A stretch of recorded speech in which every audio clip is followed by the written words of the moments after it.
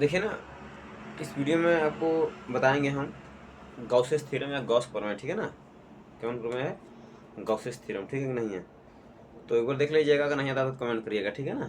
तो गॉस प्रमेय क्या होता है? असल में ये जो डेरिवेशन है बहुत इंपॉर्टेंट है, और हो सकता है आपके एग्जाम, बोर्ड एग्जाम में मैक्सिमम क्या होता है यहाँ पूछा जाता है, ठीक है ना। तो क्वेश्चन को समझ लीजिए एक बार, और उसे प्रूफ करना भी सीख लीजिए। किसी भी चीज़ को पढ़िए तो 2-3 बार उसे दोहराइए, ठीक है कि नहीं है। नहीं दोहराएंगे तब देखिए, आपको बताएंगे विद्या क्या होती है, जो होती है किसी सुरक्षित रहती है अभ्यास से। तो आप जितनी बार अभ्यास करेंगे उतनी बार आपको मतलब क्या हो उसका, जो आपको क्या नाम है कि जो रटने वाली चीज़ें हुए वो समझदारी वो समझ में आपको ज़्यादा आएगा, ठीक है नहीं है। बस समझ में आ, तो वही चीज़ें देखिए लिए प्रूफ कर दे रहे हैं। तो गॉस प्रमेय असल में होता क्या है, बहुत छोटा सा इसका प्रूफ है, घबराइए मत, जल्दीबाजी में निर्णय मत निकालिए, कोई भी चीज़ें समझ कर काम करिएगा, ठीक है ना। तो गॉस प्रमेय क्या होता है? गॉस का प्रमेय, ठीक है, इसे कहते हैं गॉसेस थ्योरम। क्या कहता है? Gauss's theorem. गॉसेस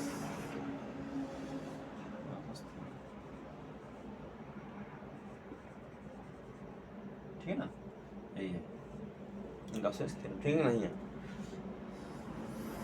इसे हम गॉस का प्रमेय कहते हैं, गॉसेस थ्योरम, ठीक है नहीं, बस समझा। तो ये चीज़ें हैं। तो देखिए असल में होता क्या है, गॉस प्रमेय क्या है?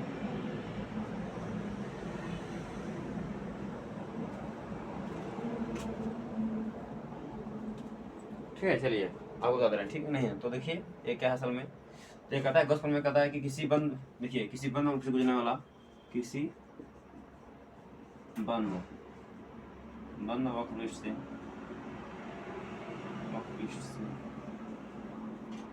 होकर गुजरने वाला कुल वैद्युत फ्लक्स, ठीक है ना, कुल वैद्युत फ्लक्स, उसमें अवस्थित आवेश, उसमें उपस्थित आवेश, उसमें उपस्थित आवेश, कुल वैद्युत फ्लक्स, उसमें उपस्थित आवेश क्यों तथा 1/ε0 का गुणनफल करता है, 1/ε0 का गुणनफल करता है, 1/ε0 के गुणनफल करता है, बराबर होता है, गुणनफल करता है बराबर होता है। बस में नहीं है, चलिए यही चीज़ होता है ना, ठीक है। अब इसका उपपत्ति कर दे रहे हैं, प्रूफ कर दे रहे हैं, ठीक नहीं है, या निगमन करते हैं, उसे निगमन ही कहा जाता है, ठीक नहीं है। चलिए इसको मान लीजिए ना, देखिए मान चला कि मान लीजिए आपको, देखिए क्यों आवेश है, ठीक है ना, क्यों आवेश है, बस में नहीं है। इसके बाएं तरफ क्या करिए, गॉसियन पृष्ठ खींच लीजिए, क्या खींच लीजिए, गॉसियन पृष्ठ, मान लीजिए आर दूरी त्रिज्या लेकर, आर दूरी लेकर करिए एक गॉसियन पृष्ठ खींच लीजिए, गॉसियन होकर क्या है, गॉसियन बेलना, गॉसियन गोली पृष्ठ खींच लीजिए, ठीक नहीं है। तो गॉसियन गोली वक्र पृष्ठ कैसे खींचेंगे, देखिए ऐसे ही, ये क्या है, गॉसियन गोली वक्र पृष्ठ, ठीक नहीं है। बस समझा, दोनों का खेल वही है, ठीक नहीं है, बस समझा ना। तो देखिए कैसे प्रूव करेंगे, बहुत छोटा सा निगमन है। तो मान लीजिए इसी आवेश क्या होगा, इसी आवेश से क्या है, इसी आवेश से मान लीजिए इलेक्ट्रॉन क्या मतलब क्या इससे बाहर निकलेंगे, है कि नहीं है। बस ना, चलिए हम त्रिज्या पर ही निकाल दे रहे हैं, ठीक है ना, कोई दिक्कत फिलहाल में होगा ही नहीं, और गोला है कि नहीं है। एक काल्पनिक गोली वक्र पृष्ठ, ठीक नहीं है, याद रखिएगा, ठीक है ना, बस समझा नहीं है। तो चलिए इसको मान लीजिए हमें इसको एरिया वेक्टर बाहर निकाल दिए, आर दूरी त्रिज्या ले लीजिए, ठीक है ना, त्रिज्या मान लीजिए आ रहा है इसका, अब जानते रहिए, ठीक नहीं है। तो एक क्या है, इलेक्ट्रिक फील्ड क्या बाहर निकलेंगे, नहीं इलेक्ट्रिक फील्ड बाहर निकलेंगे। अब तायथन एरिया वेक्टर भी क्या होगा, इसके बाहर होगा, ठीक ना। ये छोटा सा एरिया क्षेत्रफल हम क्या ले लीजिए, डी है, क्या ले लीजिए, डी ले लीजिए, ठीक नहीं है। तो छोटा सा एरिया वेक्टर क्या होगा, बाहर तरफ होगा, इलेक्ट्रिक फील्ड क्या होगा, बाहर तरफ होगी, नहीं है, बस समझा, दोनों ही एक ही दिशा में ना, थीटा वन क्या होगा यहाँ 0 ठीक है ना। तो आप पूरा मतलब इस पूरे सरफेस का ये निकाल सकते हैं, है कि नहीं, बस समझा ना। पूरे पूरे मतलब इस पूरे गोले का क्या निकलेंगे हम, विद्युत फ्लक्स निकलेंगे, विद्युत फ्लक्स, ठीक है नहीं है। तो देखिए मतलब क्या है, छोटे क्षेत्रफल मतलब छोटे क्षेत्रफल डीएस के पास वाले में ना, छोटे से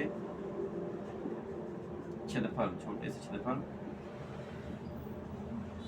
डीएस से होकर गुजरने वाला फ्लक्स, विद फ्लक्स क्या होगा बताइए, क्या होगा, 5 का हो जाएगा, 5 का हो जाएगा, क्या हो जाएगा, डी 5 का हो जाएगा, क्यू बटे, अरे डी 5 क्या हो जाएगा, क्या हो जाएगा, इससे पहले इसे लिख दीजिए, डी क्या नाम है, ए इंटू क्या होगा यहाँ, डी ए है नहीं है, इसे ओपन कर दीजिए, क्या होगा डी फाई इक्वल टू क्या हो जाएगा E D A cos theta है नहीं है। दो सदिशों को डॉट प्रोडक्ट होने से बताएंगे तो कास थीटा आता है, ठीक नहीं है। तो डी फाई इक्वल टू क्या हो जाएगा यहाँ डी इंटू क्या हो जाएगा डी ए कास थीटा है नहीं है, क्या कास जीरो अंश होगा, कास जीरो अंश में कितना होता है 1, ठीक है ना। तो डी फाई इक्वल टू क्या हो जाएगा E D A cos zero में कितना 1, ठीक है ना। गुणा करेंगे डी फाई इक्वल टू क्या हो जाएगा ई डी ए, ठीक है ना। समझ में आया। और गोले का संपूर्ण विद्युत फ्लक्स, ठीक है ना, गोले का संपूर्ण विद्युत फ्लक्स, गोले का संपूर्ण, ठीक नहीं संपूर्ण विद्युत फ्लक्स, विद्युत फ्लक्स नहीं क्या होगा बता सकते हैं, तो क्लियरली पता होगा तो क्या करें, दोनों पास इंटीग्रेट करेंगे, क्या हो जाएगा यहाँ दोनों पास समान किया जाता है, ठीक नहीं। बस समझ में आया, इसे समझ लीजिएगा। डी फाई इक्वल क्या होगा इंटीग्रेशन का ई डी ए क्या हो जाएगा ई डी ए क्या समान करेंगे क्या हो जाएगा तो इक्वल फाइव मिलेगा, अगर नहीं है फाइव मिलेगा इधर से, इधर क्या मिलेगा ई इंटू क्या हो जाएगा ए मिल जाएगा, क्योंकि इलेक्ट्रिक फील्ड जो इलेक्ट्रिक फील्ड कांस्टेंट होगी बाहर निकलेगा तो एरिया का डी ए का समान करेंगे क्या मिलेगा ए मिलेगा नहीं है, बस समझा। और तो गोले का फ्लक्स क्या होता है पता नहीं है, आग नहीं है। देखिए अभी फाइव इसे उतार लीजिए, फाइव इसे उतार लिया नहीं है, बस समझा ना। तो बिंदु स्पर्श वैसी तीव्रता यहाँ पे क्या होगी, वैसी तीव्रता क्या होगी इस पर बता सकते नहीं है, क्या होगा ईवरा क्या होता है पता है ना, ईवरा क्या होता है पर क्या होता है 4/0, ठीक है ना। और क्या होता है क्यू बटे क्या हो जाएगा आर स्क्वायर, बस समझ ना। बिंदु स्पर्श वैसी तीव्रता, इस पर वैसी तीव्रता क्या होगी ये होगा ना एक मान, बस समझ नहीं है। और एरिया बटे क्या होगा, एरिया फॉर्मूला क्या होगा 4πr², गोले का पृष्ठफल याद रखिएगा ए बराबर क्या होगा 4πr², इसे आप नोट कर लीजिए, ठीक नहीं है। तो आर से r² कट जाएगा, 4π से 4π कट जाएगा नहीं है, बस समझा। क्या बचेगा 5 क्या हो जाएगा क्यू बटे साइलेंट नॉट हो जाएगा, है ना। 5 क्यू बटे आप 5 ऐसे लिख सकते हैं, 5 कर सकते हैं हम एन बटे साइलेंट नॉट, एन बटे साइलेंट नॉट, इसको ऐसे भी लिख सकते हैं 5 क्यू नहीं होता है ना, बस समझा। या मान चला के आ गया होगा।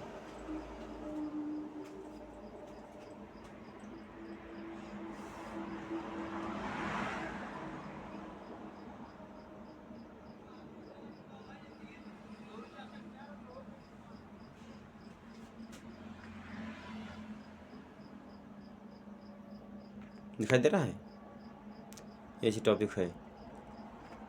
चलिए सामान के लगे आ गया होगा, चलिए आप आगे बता दे रहे हैं, ठीक नहीं।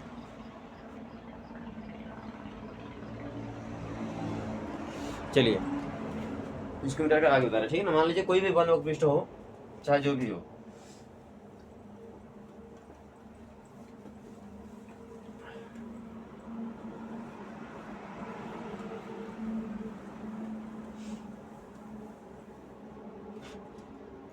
चाहे जो भी समझिए, इसे समझ लीजिए, चाहे जो भी समझिए। मान लीजिए ना आपको कोई भी बोले, आप कोई वक्त पृष्ठ दिया है, सपोज मान लीजिए, मान लीजिए इसमें आवेश Q1 है, क्या है Q2 है, क्या है Q3 है, जो भी आवेश है, ठीक नहीं है। उसका फ्लक्स अगर पूछेंगे तो क्या बताएंगे, जो टोटल फ्लक्स होगा 5 क्या हो जाएगा मालूम है, Q1 होगा प्लस Q2 होगा प्लस क्या होगा यहाँ Q3 होगा, ठीक है ना, बटे क्या हो जाएगा साइलेंट नॉट। मतलब इस बंद पृष्ठ के जितने भी व्यवस्था है सभी का क्या कर देंगे, बटे क्या करेंगे साइलेंट नॉट का भाग लगा देंगे, तो क्या होगा उसका पूरा फ्लक्स मिल जाएगा, ठीक है ना। चाहे जो भी है, चाहे जैसा सेफ हो, ठीक है नहीं, बस समझाया ना, चाहे ये भी हो, ठीक है नहीं, बस समझा। मान लीजिए इसमें Q1 आवेश है, ठीक है ना, Q1 है, मान लीजिए पहला आवेश Q1 है, वो क्या दिया है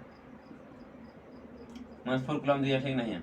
मान लीजिए Q2 क्या दिया है, मान लीजिए क्या दिया है 2 कूलम दिया है, बस समझा। Q3 क्या दिया है, मान लीजिए 6 कूलम दिया है, ठीक है नहीं। इससे फ्लक्स क्या होगा, तो 5 क्या हो जाएगा, 5 क्या हो जाएगा यहाँ ये होगा Q1 Q2 प्लस Q3, तो क्या होगा Q1 प्लस Q2 प्लस क्या हो जाएगा Q3 हो जाएगा नहीं है, बस बटे क्या हो जाएगा साइलेंट नॉट। तो एक मान दिया क्या -4Q दिया है, प्लस क्या दिया Q2 क्या दिया 2Q और प्लस Q3 क्या दिया 6Q, ठीक है ना, बटे क्या होगा साइलेंट नॉट। और कितना 6 2 8 8 में से कितना 8 में से कितना बचेगा 4Q बटे क्या होगा साइलेंट नॉट, इसका फ्लक्स यह होगा इसका, बस समझा।